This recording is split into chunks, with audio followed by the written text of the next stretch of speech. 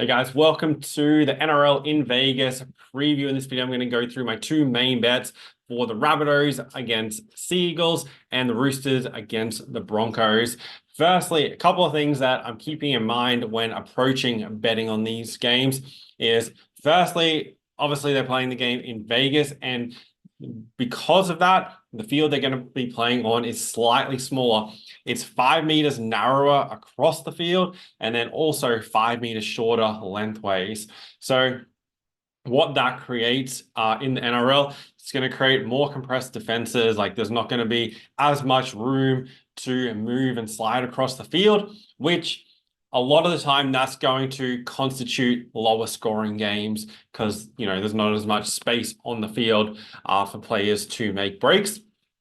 And so what I'm looking at when I'm betting on these games is which teams are going to be able to control the field position and generate opportunities. So looking at the two key factors are the strong forward packs to work the ball down the field and obviously be able to defend and not give up post-contact meters coming back in defense. And then also the kicking game of the halfbacks and 5/8s for both sides, because that's going to, obviously you can gain a lot of territory with your kicking game. So those are the two key factors.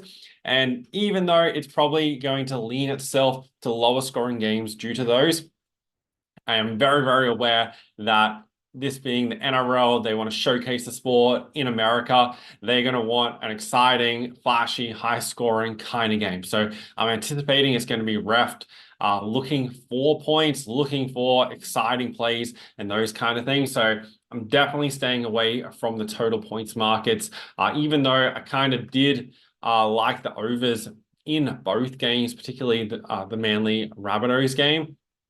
However, I'm just going to avoid it just because, I'm purely basing that off on what I kind of think how they want to promote the game. So wouldn't be surprised if both games are high scoring, but just due to the field sizes, I'm going to just avoid betting into those markets. So we'll start with the Seagulls versus Rabbitohs. Firstly, last time these two sides met was in round 4 in 2023. That game, the Rabbitohs were a 4.5-point favorite. The total was 43.5, and the Rabbitohs won that game 13 points to 12. That meant that the Rabbitohs have now won the last 7 head-to-head against the Seagulls, so they have a great record against them. And also, between these two sides, 5 of the past 6 games have gone over the total. It was that most recent game, 13 to 12, was the only one of the last 6 that didn't go over the total points. So these two sides have a history of high scoring games. What my bet for this game is going with the Rabbitohs to win at $1.83. The reason being is when we bring out the statistics here, I think overall, firstly, I will say off the bat, I think the Seagulls by the end of the season are going to be the better of these two sides when we look at the number of games they win. However, I think the Rabbitohs can win this game for a couple of reasons. Firstly, it's the first game of the season, and part of my negatives for South Sydney were the longevity of their spine players, like Cody Walker, Damien Cook, and Latrell Mitchell. How they're going to be getting into that third part of the season is the question mark for the Rabbitohs. But opening round, they've had a full off-season, didn't make finals last year, so they've had extra time to prepare, same as the Seagulls, obviously, but with those older players, I think it's going to be really suitable. And then also, when we look at the meters gained and post-contact meters, all those are in favor of the Rabbitohs. They're ranked 7th in meters gained and 7th in post-contact meters compared to 14th and 9th for the Seagulls. And then from a defensive perspective, the Rabbitohs are ranked 5th in run meters conceded and 6th in post-contact meters, whereas the Seagulls are ranked 13th and 4th. And also the Rabbitohs give up less line breaks. So that's going to be the key statistics that dictate this game. And also with the Seagulls, they are missing key players for their forward pack. The Rabbitohs are without Jack Wyden, but they can cover that as long as the other players are healthy, which they are at the start of the season. The only concern I do have is Cherry Evans' kicking game, and also they bring in Luke Brooks. That adds another dimension for the Seagulls. And Manly did have the #1 kicking game in the competition last year. So they could win this game off the boot of Cherry Evans. But I think just the Rabbitohs are going to be stronger through the middle of the field and control field position. Just can't afford to give away too many penalties or anything like that. But I think if it becomes a shootout, still would slightly lean towards the Rabbitohs. But I think that'll make it a good game. But the bet for that game is South Sydney to win. And then the other game, the Broncos take on the Roosters.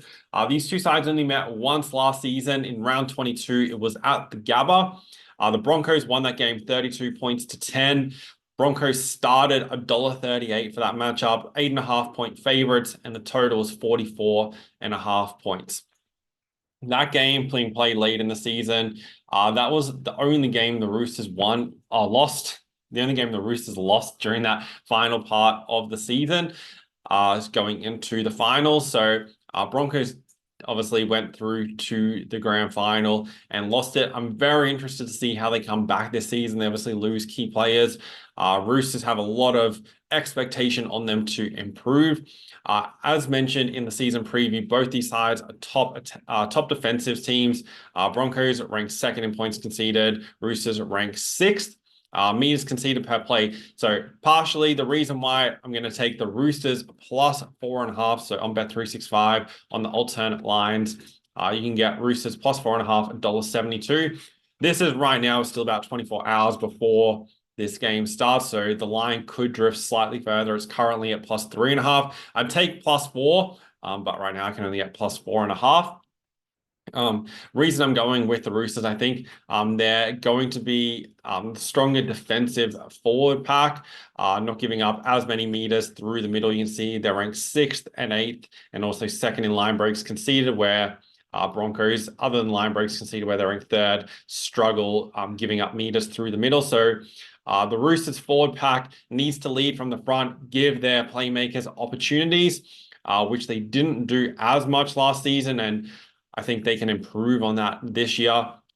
Plenty of expectation. Broncos, I feel like, could come out a little bit flat of how their season ended last year, and playing on the road here. Roosters have won 3 of the past 4 against the Broncos, and also 2 of the past 3 have gone over the total. Partially also, another reason I'm going with the Roosters plus 4.5 is I think their NRL, aside from wanting flash exciting games, I think they're going to want close matchups that are, we've seen it plenty of times over the years, big games in the NRL and even State of Origin decided by 1 point, by a field goal, by 2 points, or, there's only 4 points in it when it gets down to the final 5 minutes. Think that's what this game's really going to look like. Hence, I want to be with the team at plus 4.5. I feel like that line at minus 3.5, they're really baiting people to take the Broncos, because the average bettor looks at that and sees minus 3.5. Oh, they only need to win by a try that's not even converted. So, they should be able to do that. That's a good number. But that's not always the case, and hasn't been the case for the past 10 years or so. Teams that are minus 3.5 on the closing line have a losing record against the spread, especially if you take out 2013, then that record becomes much worse. So I think that minus 3.5 is a little bit of bait there for the Broncos. Want to take the Roosters plus 4.5.